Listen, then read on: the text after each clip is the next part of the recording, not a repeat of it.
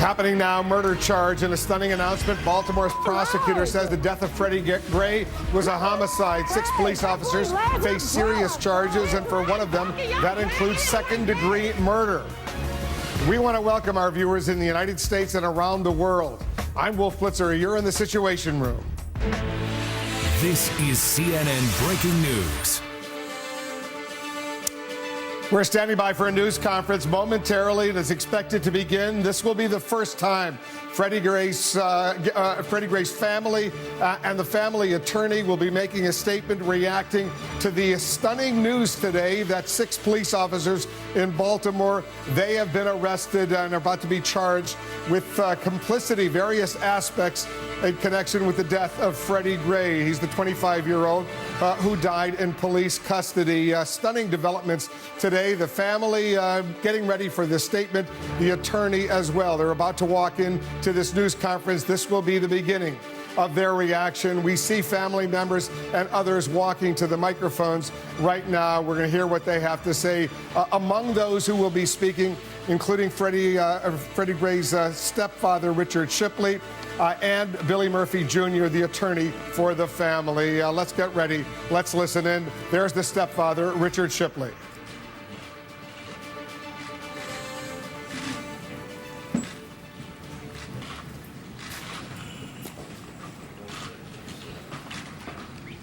Good afternoon.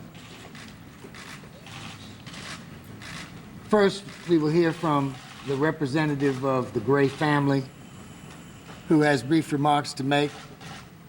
Then I'll make brief remarks, and then we'll take a handful of questions. My name is Richard. I'm one of Freddie's 2 fathers. We are satisfied with today's charges. These charges are an important step in getting justice for Freddie. And we ask that whoever comes to our city, a city that we love, a city that we live in, come in peace. And if you are not coming in peace, please don't come at all. Because this city needs to get back to work. The last thing that Freddie would want is to see the hard-working people of Baltimore lose their jobs and businesses because of his death. You all know that would totally defeat the purpose of what we are trying to work towards. Remember, without justice, there is no peace. But let us have peace in the pursuit of justice. Thank you.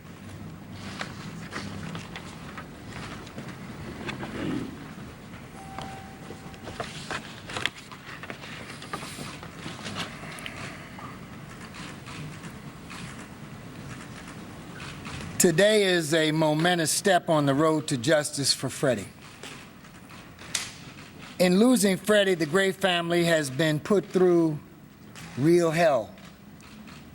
One can only imagine the tremendous pain and suffering that this family has endured. For the parents' loss of a son and the sister's loss of a brother. Freddie was taken too early and too horrifically. And the worst of the Gray's family days in the history of this family have been the last 3 weeks. Today has given the Gray family a measure of hope. We thank the state's attorney and her team for their unprecedented courage and their measured and professional response to this crisis. They have our gratitude in their pursuit of justice. However, we must be mindful that this is a first step, not the last. But while the state's attorney's office continues to do its work, the community, this community, and other communities like it all over the country have much work to do of their own. The overwhelming number of people who have protested over these many days did not know Freddie personally. But they and the people of Philadelphia, New York, Cincinnati, and numerous other cities numerous other towns, and numerous rural areas are expressing their outrage that there are too many Freddie Grays.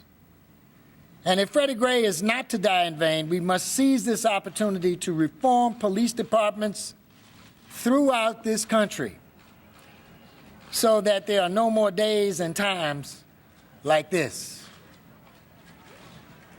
It is now time for every city, including our own, to make all citizens of this country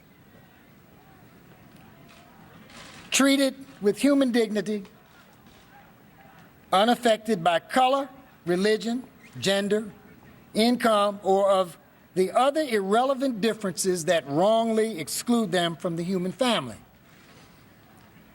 Let us make this the overarching meaning of justice for Freddie. Freddie's family is gratified that the ministers, elected officials, and others have stepped into the streets to counsel peace. But the family is especially gratified that the young people of America are showing us the way. They are firm, strong, and bound together in a mission for change. Our young people have friends, classmates, relatives, spouses, and co-workers from all races, all colors, all sexual orientations, all religions, and all incomes, who have enabled them to see with unmistakable and unprecedented clarity that we are all members of one race, the human race. With every ounce of their being, they express this universal desire for one country, one people, and they will fight peacefully until that goal is realized. But with all these unprecedented experiences comes enormous responsibility, because most of us have never been in a place like this before. Our young people must show us the way thoughtfully, creatively, and peacefully. As three of the greatest leaders in recent history, Gandhi, Martin Luther King, and Nelson Mandela, have taught us, the only lasting response to evil is love. Freddie Gray's family thanks you for the love you have shown them. Now let us all show them the fruits of that love, real and lasting progress. The lasting changes we make will be Freddie's legacy. And the changes we make in Baltimore can set the example for this nation. We can start with body cameras. We can continue with tough and enforceable regulations for the on switch, never to be turned to the off switch inappropriately. We shall demand better hiring, better training, better oversight, and a new culture of policing. Yes, a new culture of policing, where good policing is rewarded and bad policing is punished. Where bad policemen fear committing misconduct because good policemen no longer fear preventing it, correcting it, reporting it, or prosecuting it. The blue wall of silence, which makes policemen wrongfully conspire to conceal evil, must come down. In the days ahead, we will be inviting police experts, community leaders, rank and file officers, and others who have seriously studied what must be done to join us in what we hope will be a new Baltimore, to create and implement these reforms so that they will be a model for the nation. We must seize this moment. Only this kind of lasting progress, a truly lasting progress, a permanent lasting progress, can assure Freddie Gray's family and the rest of us that Freddie's death was not in vain.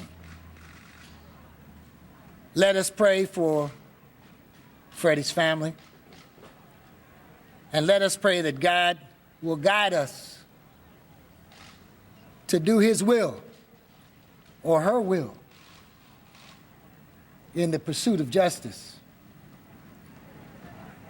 so that this country will surely be and truly be a place where everyone, regardless of their color or whatever difference may be superficially apparent, can get liberty and justice for all.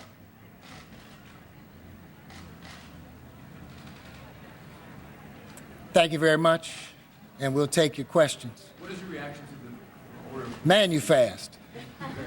What is your reaction to the order of police saying that the officers are not responsible for Mr. Richter? Well, you know, that's a premature statement, obviously. And if they, too, are interested in a full, thorough, and fair investigation and to follow the facts where they lead us, they won't say stuff like that. We haven't said stuff like that. We haven't said we believe these officers are guilty. We haven't said we believe they're innocent. We said that we want justice. And justice means following the true facts as best we can find them wherever they lead, and apply the law correctly and fairly, so that whatever the verdict is of a jury will be a just verdict. Mr. Murphy, did Ms. Mosby a measure of hope right here with CNN?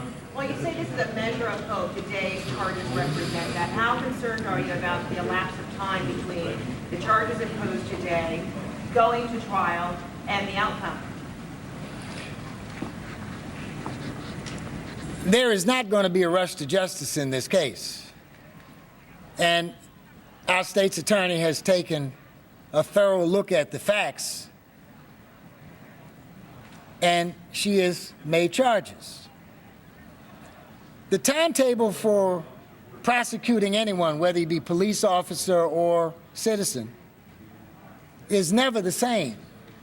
It adjusts itself to how quickly the investigation can be performed in a fair, prompt, complete, and reasonable fashion. Accuracy is the order of the day.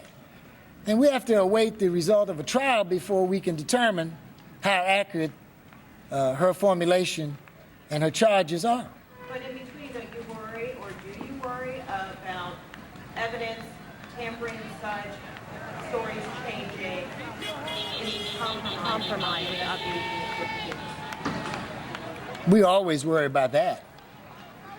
We always worry that things can derail the pursuit of justice. And as a former defense lawyer and, well, current defense lawyer and judge, I've seen things happen that shouldn't have happened. But I pray that under this microscope, we will all behave at our highest levels. And I invite the representatives of the police to join us in that pursuit.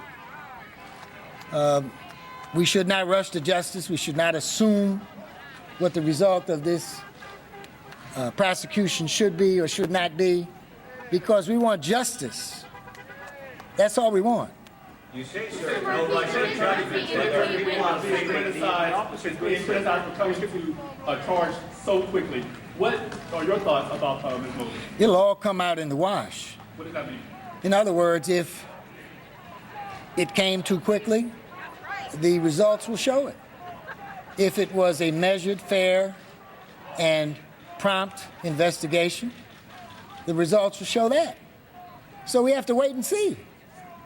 But I have confidence in this particular group of prosecutors that they handled this investigation properly and thoroughly.